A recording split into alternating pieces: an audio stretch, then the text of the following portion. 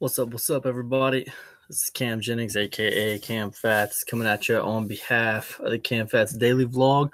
Welcome to day 113, you guys. And I've been, doing some research on the internet today. Found myself in a few dark alleys, and I thought I would share a little bit of what I learned with you guys today. Things that just kind of freaked me out a little bit and blew me away a little. So let me just share my screen and I'll get into it with you guys. Maybe some of you have already knew about this stuff. Maybe some of you have already heard of it. Maybe it's just new to me. So, you guys let me know if it freaks you out too, if you've never heard of it before. Or if it's old hat to you, because just because I didn't know about it doesn't mean you guys didn't already know about it. So let me know. But it was kind of freaky to me. And of course, I start thinking Mandela effect, I don't know if that's true or not, but let me show you guys what I'm talking about, and you guys can give me your opinion on it. So this starts over here. Okay, found this article over here on the Good Men Project, right? So this is by David Shaw, and he says this Mandela effect thing is starting to get to me. I came by the Mandela effect, as did many, by wondering how anyone could falsely recall that Nelson Mandela died in prison before getting to become president of South Africa. All right, so then he goes on to say, I can no longer deny what was printed on page 84 of the authorized King James Version of the Holy Bible that my grandmother gave me in 1961 has been changed. It used to read, For God so loved the world that he gave his only begotten Son, that whosoever believeth in him shall not perish, but have everlasting life. Something changed the shall to should. So instead, now it reads, For God so loved the world that he gave his only begotten Son, that whosoever believeth in him should not perish, but have everlasting life. It's quite a difference. There is no evidence visible to my naked eye as to how they did it. The verse John 3:16 is still underlined in pencil. This underlining was done by the approximately 10-year-old me. I remember being taught the difference and being told something shall happen as compared with being told that something should happen. It is a big difference. This change is a big deal. Now, this would be creepier if the change only happened to my Bible. Apparently, it has happened to many more. Everywhere I Google to find evidence of what I know to be true doesn't work. Some will inform me that there are many translations of the Bible, as if I didn't know that. Others remind me that I may not remember what I was taught when I was 10, now that I'm 65. I didn't need reminding of that either. Something has changed my Bible, and that is all there is to it. All right, there is much, much more. And he goes on to talk about some other stuff, but I just thought that was really interesting because I didn't know that that Bible verse had changed. I mean, I personally remember it, and I thought pretty much everyone remembered it. For God so loved the world that he gave his only begotten Son, that whosoever believeth in him shall not perish, but have everlasting life. That's a pretty iconic verse from the Bible. It's pretty famous. Many people have memorized this verse, and it's very, very interesting to me that it says should and not shall. It seems like a very minor detail, but in a verse this important and this big, you got to understand, changing this shall to should, it changes the whole thing. Now it's not as certain, because it says, whosoever believeth in him should not perish. It's like it makes it less certain. Like should is less certain than shall. So the fact that it says should now instead of shall is a really big deal. It's really strange, and that just kind of blew me away. So that's kind of where I started my journey today with this. So then I kind of stumbled a little bit further and I ran into this, which is really weird. And maybe it's not weird to you guys, but it was really weird to me. And it was water just like coming from trees. Now check this out. All right, let me minimalize this a little bit because I don't want YouTube to get mad at me for posting this video.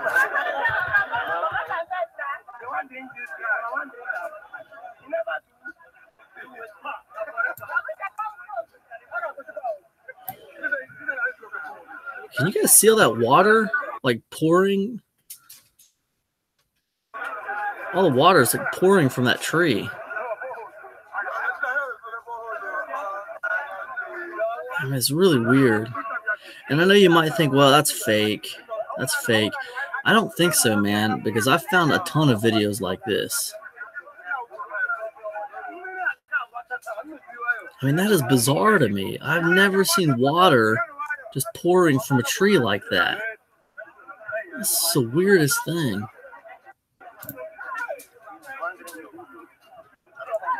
Let me see if I can find and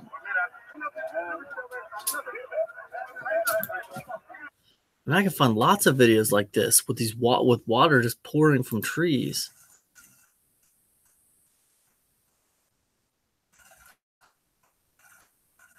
I've never seen anything like it before. I mean, it doesn't even look real.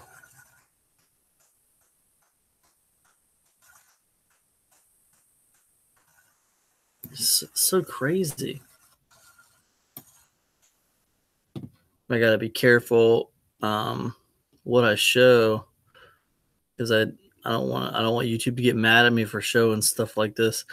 But it's really weird, man. And then I see all these like survival videos now about how to just tap water out of a tree and produce these like flows like this. I mean, I've heard of like getting like maybe a little bit of water out of a tree, like a little drip, but nothing like this. I mean, I've never seen nothing like it before.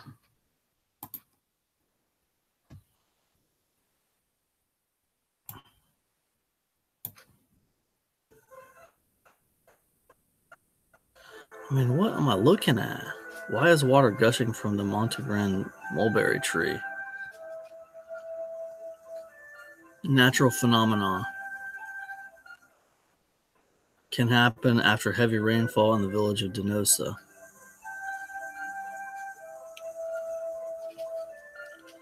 Underground springs become flooded. The added pressure pumps water up the roots.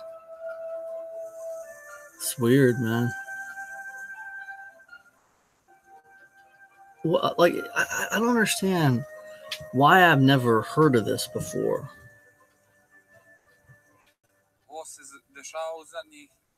This has been happening for the last 20 to 25 years. It's just weird to me. Yeah, maybe it's just me, man. Maybe it's not that big of a deal. But to me, I mean, you guys can search this on your own and then look at this stuff. But I'm telling you, it's just bizarre to me. So then that kind of got me stumbled a little bit further down, and I discovered this trees that are actually bleeding. Like, I thought it was fake. I didn't think it was real. But check this out.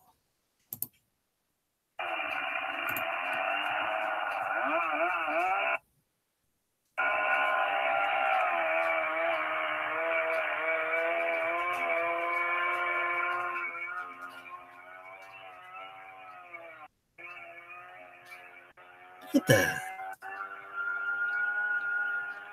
It's just like,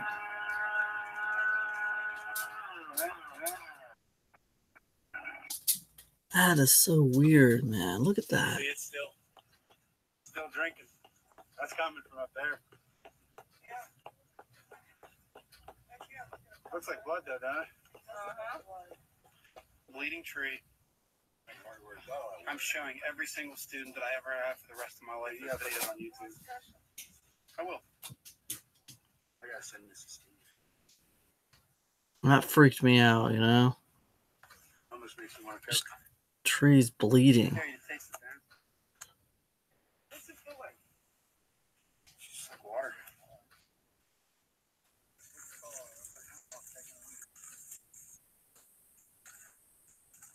It's weird. I'm just looking at it, and it's just like, what?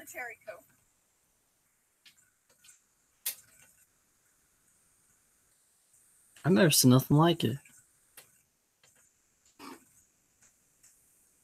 So, anyways, I think that's pretty wild, man. And this whole thing with the bleeding trees, you can find tons of videos about these bleeding trees and stuff like this. And I gotta tell you, I never heard anything about it. This was in 2016. And I tell you what, news to me. I never heard anything about this stuff with the bleeding trees. Matter of fact, I do think it's kind of interesting. If we go over to Google Trends and we look up the bleeding tree thing, we'll find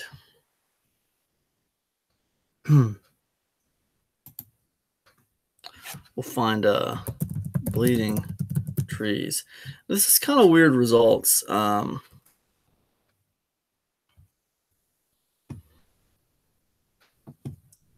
It's the term bleeding trees. So the results I got were a little bit weird, and I'll show you guys what I mean. I was looking for spikes. I didn't exactly get spikes, but what I got was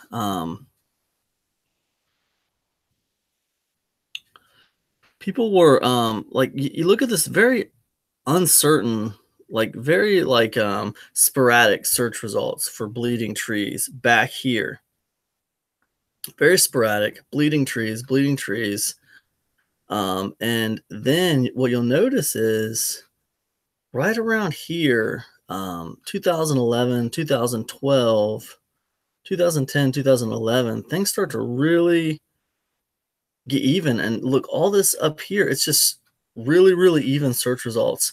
I mean, it basically is an indication that people are more consistently searching for this topic of bleeding trees.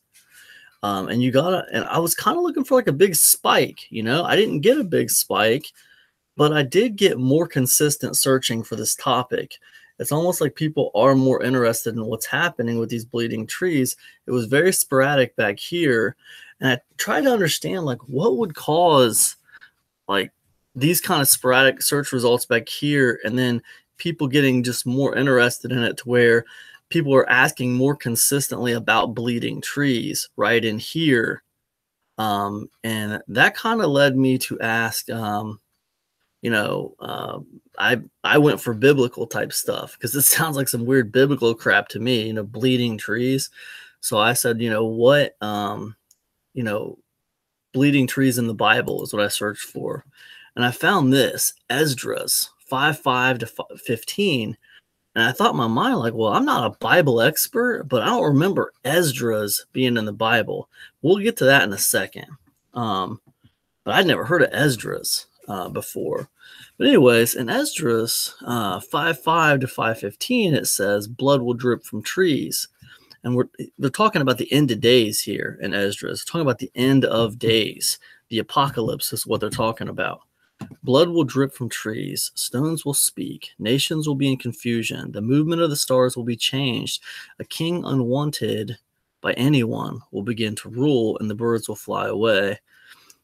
Fish will be washed up on the shores of the Dead Sea. The voice of one whom many do not know will be heard at night.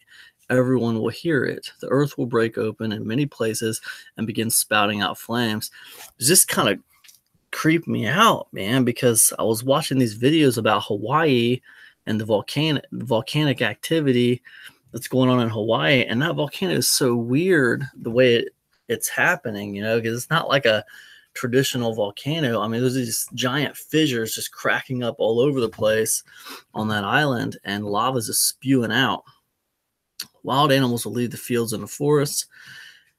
At their monthly periods, women will bear monsters. Fresh water will become salty. Friends everywhere will attack one another. Then understanding will disappear and reason will go into hiding. And it goes on and on and on. I'm not trying to bum you guys out or creep you out, but this is Esdras 5:5 to 5:15, and the very first thing right there in 5:5 was blood will drip from trees, which is what I was looking at, and it was just really, freaky. But then I kind of had to ask myself, well, what the heck's Esdras anyway? Is that even a legit thing in the Bible? I've never heard of no Esdras. So then I did a little more research and I figured out Esdras was a book that was removed from the Bible. Okay. And I had no idea, you guys. And this is my fifth thing that I did not know about that I learned today, was there was actually books removed from the Bible. And Esdras was one of those books. So they're called the Apocrypha. And I didn't know that. And maybe some of you guys did. Maybe a lot of you guys did. I'm not, a theologian. I'm not a Bible expert. But I didn't know there was, entire books removed from the Bible. But these are the Apocrypha, and they are books that were removed from the Bible. They act as sort of a bridge, they say, between the Old Testament and the New Testament. So becoming familiar with the Apocrypha helped this guy put a lot of things about early Christianity and biblical literature into a better perspective. So he goes on to talk about the Apocrypha, but the whole thing where they're talking about bleeding trees was in Esdras, was in Second Esdras, 5 through 515, and they talk about bleeding trees as it relates to the end of days. So I don't know, kind of scary, pretty scary stuff. So these are some of the things I learned about today, guys. Just Bible verses changing here, famous Bible verses changing. Really weird. Water just gushing from trees, blood pouring from trees. Revelation type verses, about the blood dripping from trees, and then just all these books that were removed from the Bible. Men made this decision to remove these books. And when I say men, I don't mean like the gender men. I just mean the race of man. The Catholic Church made the decision to remove certain books from the Bible, the way I understand it. So it's kind of funny because it's like, who decides what stays and what goes? And you always got to kind of wonder, like, what am I reading? Am I getting the whole story here with this Bible? What is the deal? So I don't know. It's just kind of weird, man. It's kind of troubling, honestly. I just kind of wondered about it. So anyways, that's it, guys. That's it. I just some things that I kind of was looking at. I was kind of curious about, and I wanted to share them with you guys. Not trying to creep anybody out or scare anybody. I'm not saying the world's ending or anything like that. But I think we can all agree it's a pretty weird, wacky world out there that we live in, and I think we can all agree none of us really know, what is happening and when the world would end. None of us really know. But I tell you what, I'm seeing things lately, man.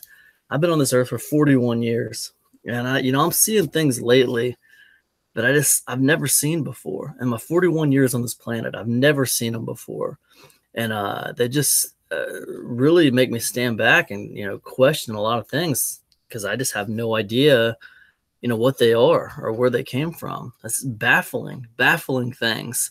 Like the trees bleeding, with the whatever, So anyways, that's all I got, guys. Kind of a weird topic, but those are 5 things I learned today. And you know what, guys, let me tell you something. I am constantly putting new things in my brain. So if you like videos like this, where I just share some of the things I learned today with you guys, let me know in the comments section. Smash that like button, and I will do more videos like this and share with you some of the things that I learned today. I'll see you guys tomorrow. Peace, everybody.